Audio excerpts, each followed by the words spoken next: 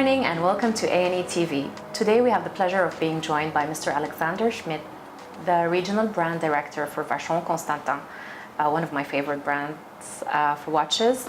Welcome to our morning coffee, Alexander. It's Morning, good Lara. to have you with us. So to kickstart, how do you start? How's your morning routine? Not like this, so this is an exceptional day today. First of all, the morning routine, there is no routine. That's a good part of my job. Every morning is different. I enjoy it. The only thing which, at least since I'm in the Middle East, has been constant, that's the sun. And that's what I'm enjoying tremendously versus where I came from before in Europe. Alexander, Vacheron Constantin last year in 2018 had a very productive year, and especially when it came to the overseas watches and the recently launched 56. What can we expect in this year, in 2019?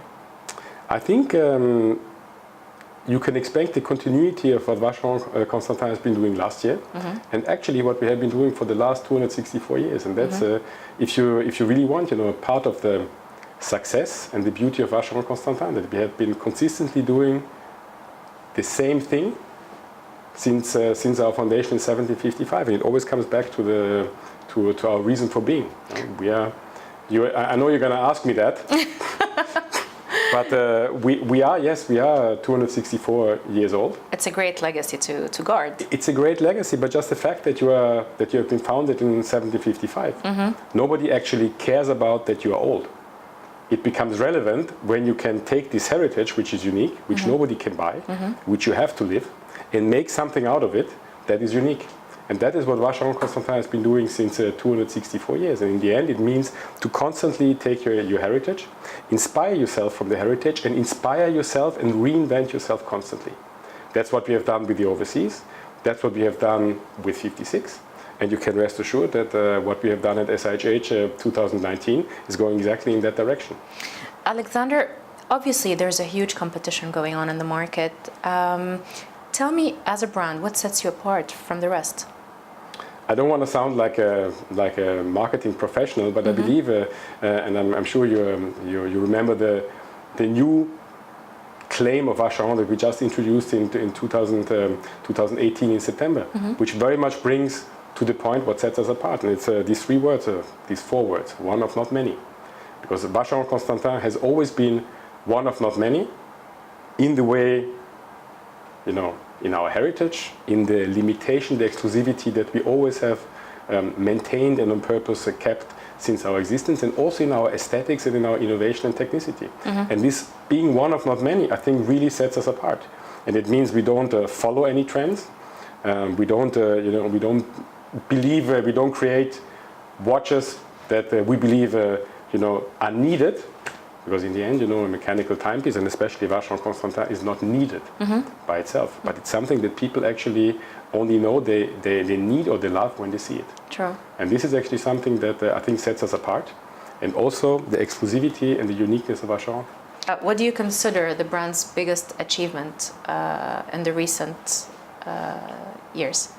I would call the biggest achievement of Vacheron Constantin has been that consistently staying true to the roots and heritage since the beginning. And that is something that is very rare, because it can take you centuries to build a brand. You can destroy it in a couple of months. And you can say in Vacheron Constantin it has been, of course, every brand has its, maybe some highs and lows over the past of its history. But what you can say about Vacheron Constantin is that really we have stayed close to our roots since the beginning, very consistently what we want to be. And we've never fooled ourselves, I've never been opportunistic to what we believe was right for a certain moment in time. And that's what actually I think is a very important part of the DNA of Vacheron Constantin, of our success. Alexander, you come from a family that has a rich history in watchmaking. How did this shape up who you are today?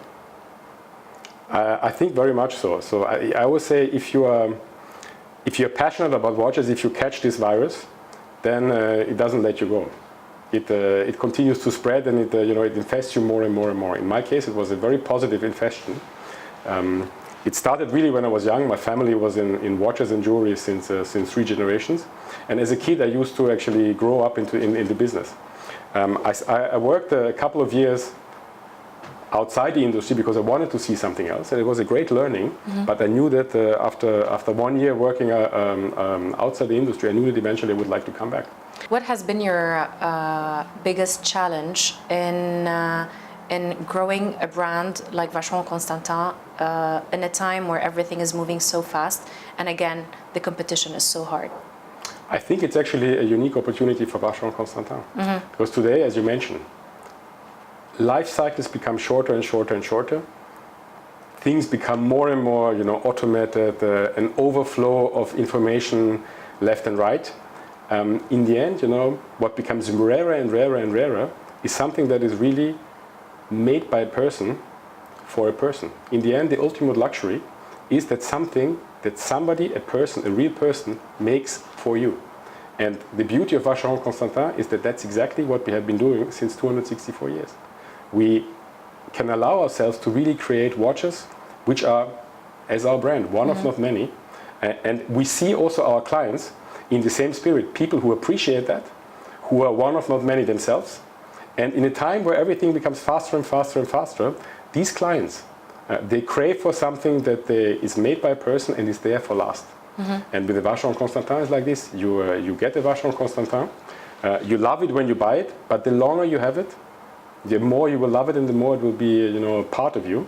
And eventually, it even, you will hand it over to somebody else.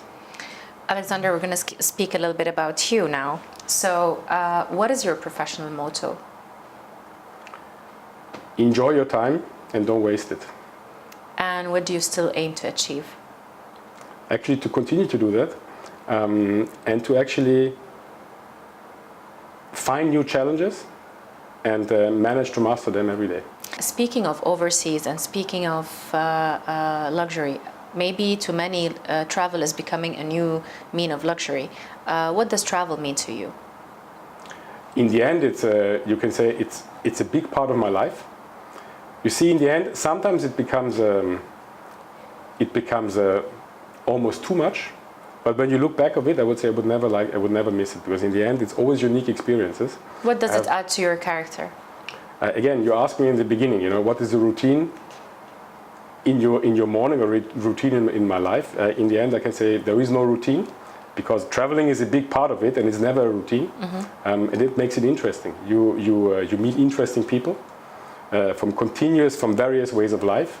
You have the honor to work for a brand which offers you a variety of themes and a variety of experiences, which, as we work for the brand, we can share with our clients, with the press. And it's never again, I said the strength of Vacheron Constantin is to have been reinventing itself constantly on a constant basis, and the same is actually reflecting in my job. So there's no routine, and traveling is actually a big part of it. Continue the sentence. I am happy when? Directly after I managed a big challenge and I feel a peace of mind. That's good. And when I ask you, if you're reading a book, are you reading a book? I'm actually reading a book at the moment. Which is? Which is exactly the opposite of what I'm living every day. It's from a very famous German writer from the 1920s. He's called Thomas Mann. And the book is called The Magic Mountain. And it's the opposite of everything that I'm living every day. It plays in the turn of the century. It's a story of a Swiss sanatorium and its inmate patients and their lives and the stories they have. It's a book which is, I think, 2,000 pages thick.